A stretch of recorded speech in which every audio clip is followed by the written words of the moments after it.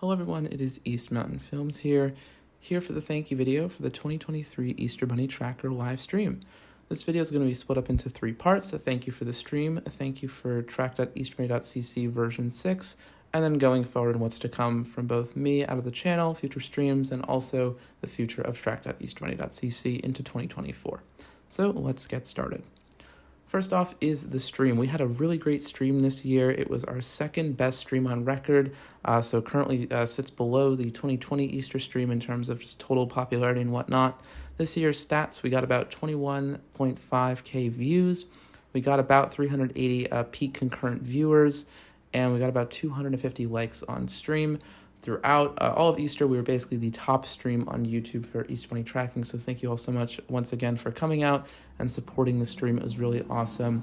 Even though actually this year there were more streamers streaming the tracker, pretty good stuff. The stream ran pretty smoothly with minimal hiccups, maybe a couple dropped frames here and there, but overall the music orchestrator worked great.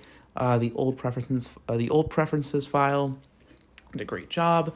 And really the only notable incident was a bit of chat rating that occurred at around 11 a.m., but Nightbot was very quick to handle that and once I turned on some additional protection features. So always nice to have Nightbot in chat, and just goes to show that, you know, the stream is pretty optimized at this point, just to keep things running smoothly. In terms of the higher viewership this year, it's likely an issue from TEBCC, and I'm going to talk about this in just a few moments about some of the issues we had in production this year. So that's probably why we actually had more people coming to our stream and then going to other streams as well.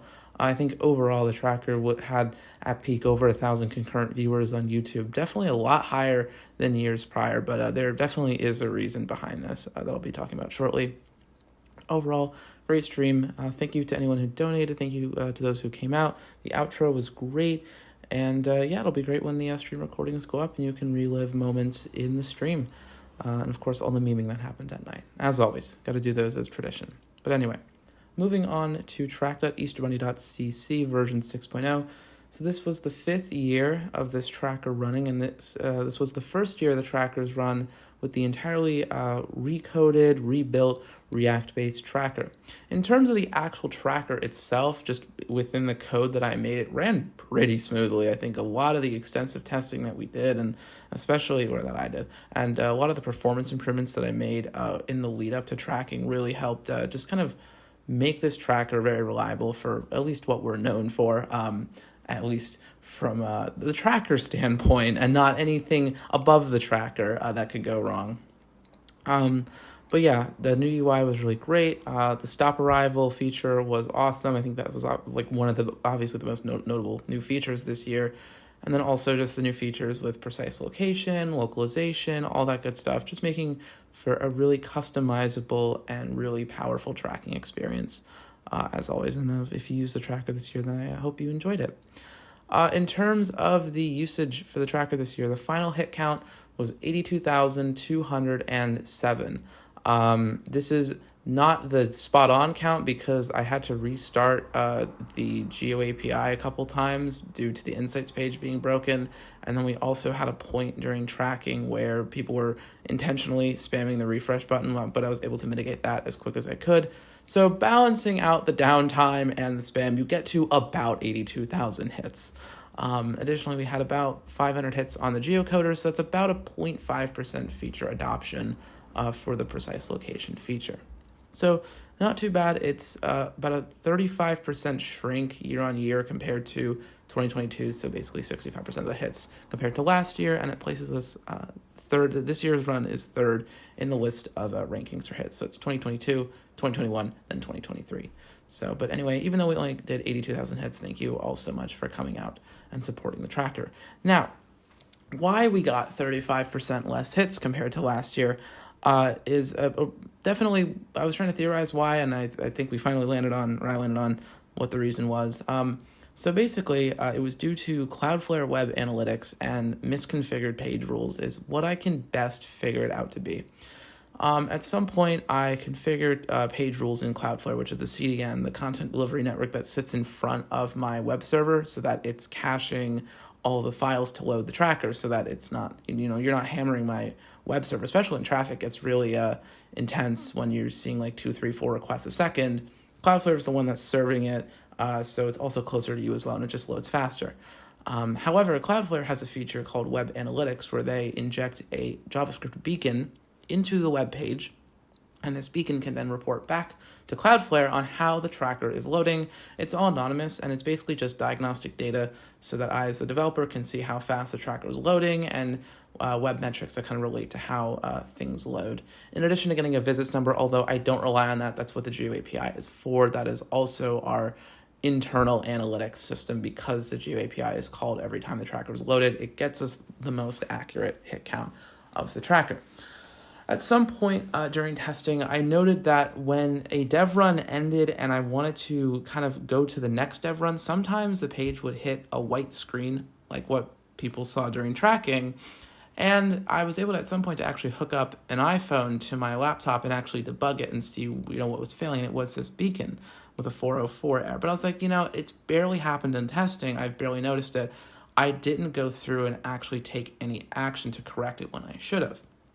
So come the stream, come tracking, things were actually looking at a 10% net increase in hits compared to last year. However, as the night went on, we were slowly losing year-over-year traffic as we were actually tracking that. We had 2022's hit data as a reference. And as the day went on, I kind of realized what's going on. Then I remembered, someone in our Discord came on at about noon and said, hey, the tracker's not loading with a white screen. And I'm thinking, oh, this is the Cloudflare Web Analytics thing coming back to haunt us. So I turned that off at 12:15. I think requests were still failing at this point because it was just taking a while to flush out the caches of everything and everyone. And even still, you could still have the issue by trying to reload it. You sometimes have to reload twice to get your browser to actually go and fetch a newer version of the tracker.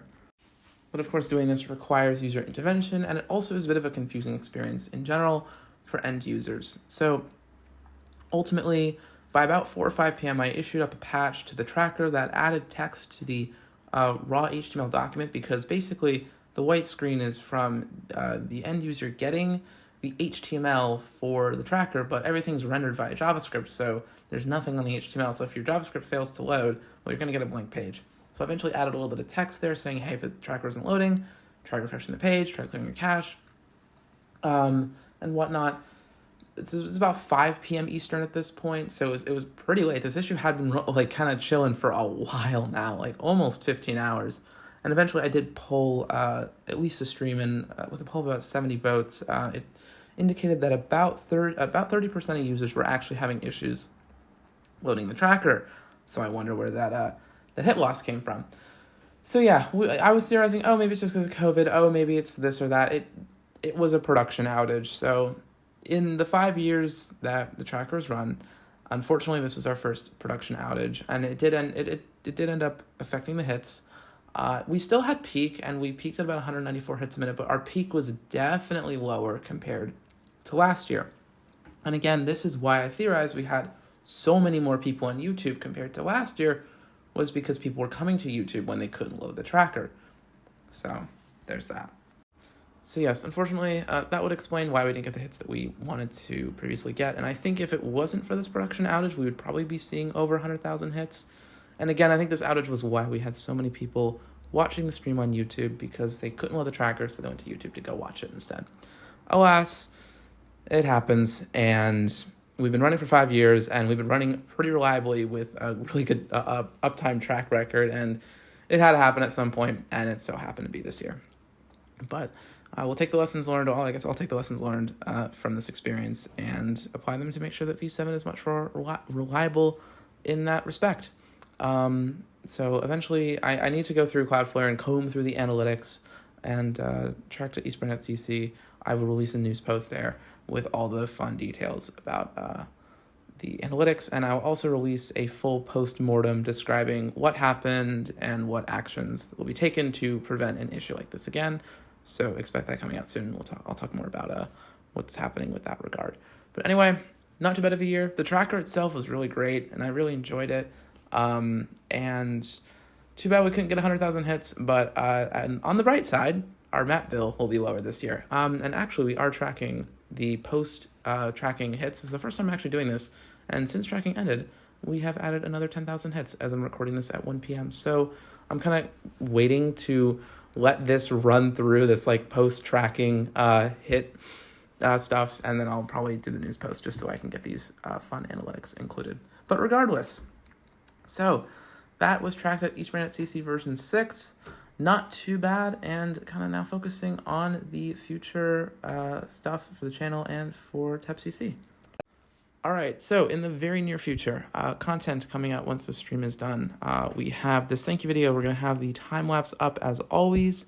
I want to try to do some time-lapse comparisons. I think I might have said no time-lapse comparisons, but I want to try to do some. Namely 2022 and 2023, 2019 and 2023, just to kind of see the difference from the start. And then potentially, maybe, if my laptop can handle it, if YouTube will accept a video file with a very weird resolution, a 5-year time-lapse comparison. I'll see if my laptop can handle it. I'll see if it can render it. I do have all the source files on here for all the time-lapses, so we'll see. Unfortunately, I don't have super fast upload right now, so things are taking a while to upload to YouTube. So you're going to just see stuff kind of trickle out as the week rolls on, just really due to my not super fast upload speeds from where I am. But alas, so expect that. Now, coming later this week will be the Orthodox Easter Bunny Tracker live stream. This is a tracker that I have been running now for 2 years and will be running for a third and final year. That is basically a TEBCC run for Orthodox Easter.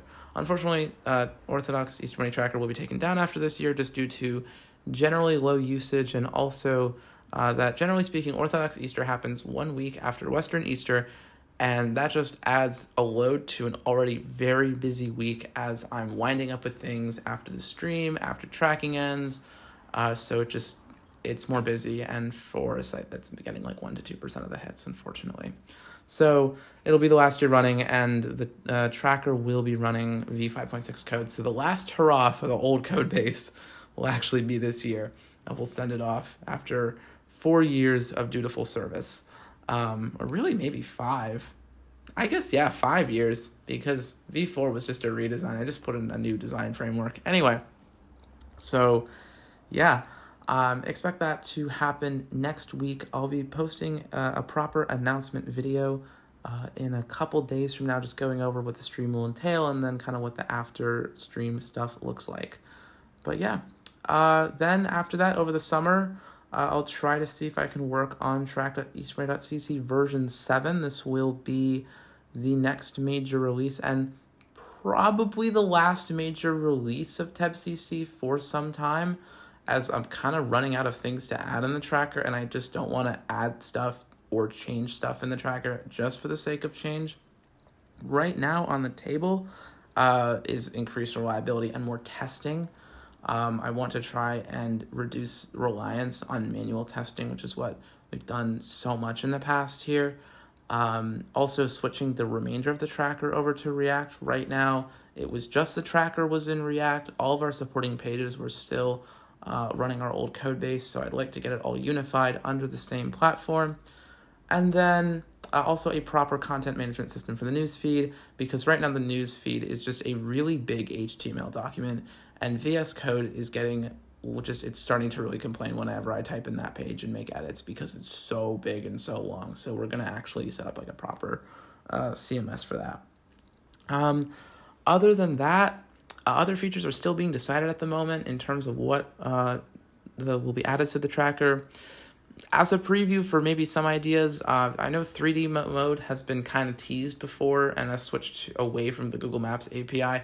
That is not, I don't know if that's going to be in the scope for V7, to be honest, this year, just because of the other stuff that kind of needs to get done as we finish transitioning over to React. Some other things, potentially, multi-metric support, so you can see all the metrics in the same box.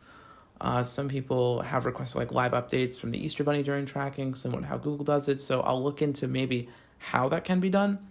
Another feature request was like a pronunciation for the stop, like hearing how a stop is pronounced in the stop information window, which actually is a pretty cool feature.